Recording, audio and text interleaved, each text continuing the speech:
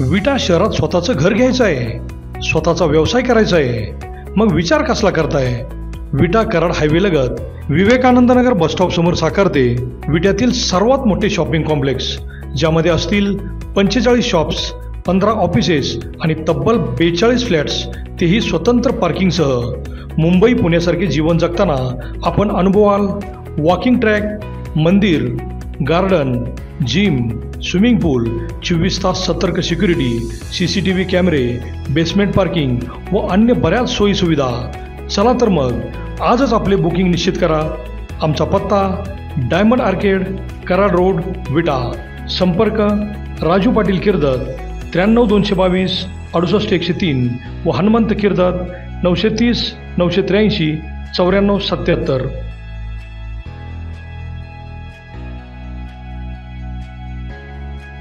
नमस्कार, प्राईम न्यूजमध्ये आपल्या सर्वांचे स्वागत.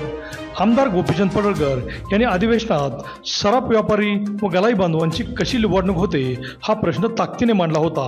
त्यावर संबंध भारतभरातील गलाई बांधवांसह सराफ व्यापाऱ्यांना ही एक मोठी सुरक्षिततेची भावना निर्माण झाली होती. आणि आज विटा सराफ असोसिएशनचे अध्यक्ष राजेंद्र शितोळे, उपाध्यक्ष किरण साळुंके यांनी विटा सराफ असोसिएशनतर्फे त्यांचा सत्कार आयोजित केला होता. त्यावेळी प्रचंड संख्येने सराफ व्यापारी उपस्थित होते.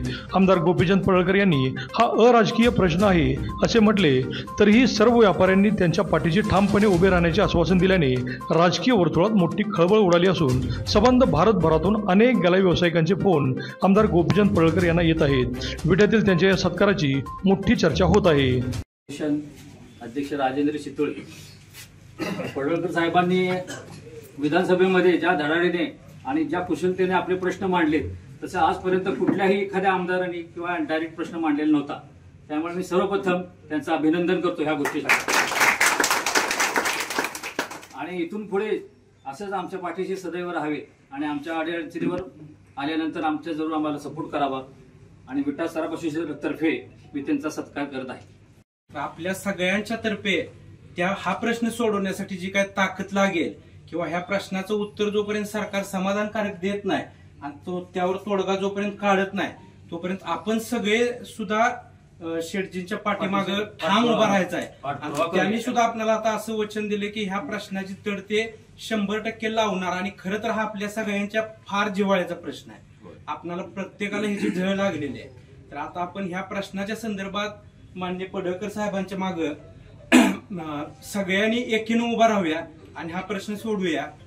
या निमित्ताने त्यांनी हा प्रश्न मांडून किमान वाचा तरी फुडली, आपल्या सगळ्यांच्या व्यतेला वाचा फुडली.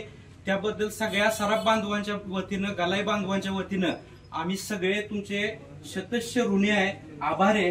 ह्या प्रश्नाची आपण तड लावा ही आपल्याकडनं माफक अपेक्षा व्यक्त करतो. आज आपण बघतोय की आमदार गोपीचंद पडळकर यांचा सत्कार आज सराफ असोसिएशन विटा या संघटनेने घेतलाय. खरं तर सराफ असोसिएशन आणि गलाई बांधव हे एकमेकाशी कनेक्टेड आहेत. तर 411 कलम 411 नुसार पोलिसांच्याकडून सराफांना प्रचंड त्रास होतोय, त्यांना कुठलंही सहकार्य होत नाही. ही आजची वस्तुस्थिती असताना काय सांगाल त्यावर? आज विटा शहर सराफ असोसिएशनच्या वतीनं मला इकडे बोलावलंय. मी सराफ असोसिएशनचं मनापासून आभार व्यक्त करतो. अध्यक्ष माननीय राजेंद्र शितोळे साहेब आणि त्यांचे सगळे सहकारी मित्र आज इथं एकत्रित आलेत.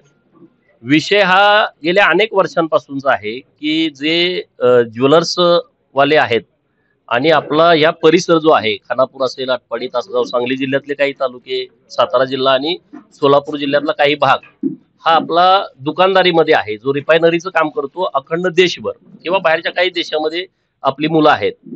परंतु सातत्यानं या विषयामध्ये यांची हॅरॅसमेंट होतीये.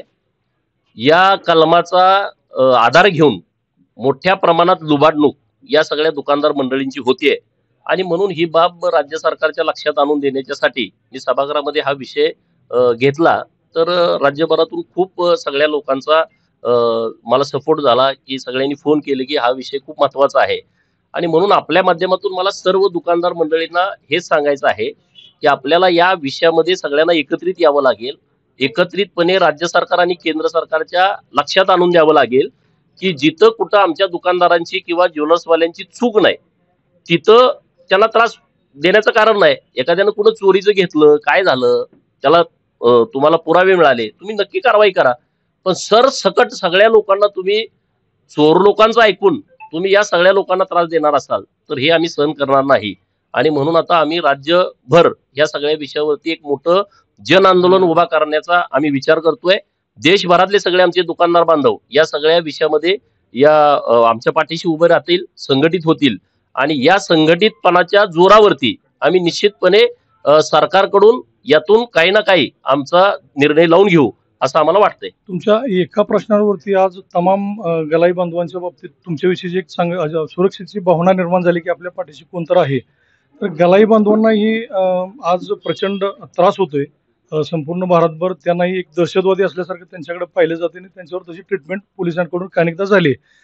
त्याबद्दल गलाई बांधवांनी कशा पद्धतीने पुढे जावं आज तुमच्याकडे बघून त्यांना एक आशेचा किरण. बघा, हा विषय पूर्णपणे अराजकीय विषय आहे. आता दुकानदार म्हणजे आपला प्रत्येक दुकानदार हा राजकीय माणूस आहे, तो काही साधा सुद्धा माणूस नाही.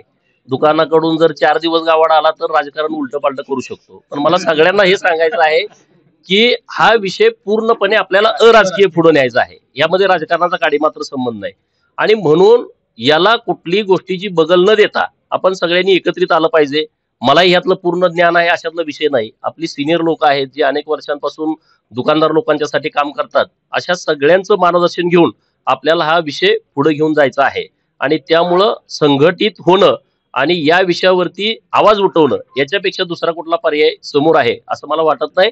पण मला आता जेवढ्या लोकांचे मला फोन आले मी सभागृहात विषय घेतल्यापासून तेवढं लोकांचं सगळ्या म्हणणं आहे की यातून काही ना काही तर मार्ग निघाला पाहिजे. नाहीतर आपल्या लोकांची आता खूप पिळवणूक होते आणि आता पूर्वीसारखी दुकानदारी पण राहिली नाही. जे कोणी जुने दुकानदार आहेत, ज्यांच्याकडे मोठं भांडवल आहे, ज्यांनी टेक्नॉलॉजीमध्ये बदल केला, अशा लोकांचे व्यवसाय सुरू आहेत.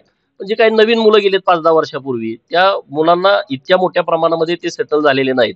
त्यांना सुद्धा याचा मोठा त्रास होतोय. तर आपण सगळेजण एकत्रितपणे प्रयत्न करू. पहिल्यांदा राज्य सरकारची ही गोष्ट लक्षात आणून देऊ, मग केंद्र सरकारकडे हा विषय नेऊ, एवढं या निमित्तानं आपल्या माध्यमातून सांगतो. शेवटचा प्रश्न, गलाई बांधवांच्या बाजूनं किंवा आज सराफ असोसिएशन असतील त्यांच्या बाजूनं आजपर्यंत कुठल्याही राजकीय नेत्यानं त्यांना असा प्रकारचा पाठिंबा दिला नाही आणि आज मात्र तुम्ही या विषयाला पाठिंबा दिला, त्याबद्दल काय थोडं सांगा. बघा, मी आता 4 वर्ष झालं मी विधान परिषदेचा सदस्य होऊन 2020च्या मे महिन्यात झालो होतो. तुम्ही जर माझं सगळं रेकॉर्ड किंवा माझ्या पूर्ण साईट चेक केल्या ट्विटरची किंवा फेसबुकची तर तुमच्या लक्षात येईल मी असे अनेक विषय जे राज्य सभागृहात कधीच चर्चेला आले नाहीत असे वेगवेगळे विषय मी तिथं चर्चेला आणलेले आहेत. ते उपेक्षित लोकांचे असतील, वंचित लोकांचे असतील, अपमानित लोकांचे असतील, विद्यार्थ्यांचे विषय असतील, युवा वर्गाचे विषय असतील, जे विषय चर्चेले जात नाहीत अशा विषयावरती आपण तिथं चर्चा घडवणं माझी जबाबदारी आहे, माझं कर्तव्य आहे. त्यामुळे मी फार काही वेगळं केलंय अशातला विषय नाही. परंतु मी 100% सांगतो की आपण या विषयामध्ये काही ना काही या आपल्या सगळ्या लोकांच्या जीवावरती पाठिंब्यावरती काही ना काही आपण मार्ग काढू. किमान पोलिसांना तर कळेल की बाबा आता आपण लय लुबाडणूक करून या लोकांना चालणार नाही.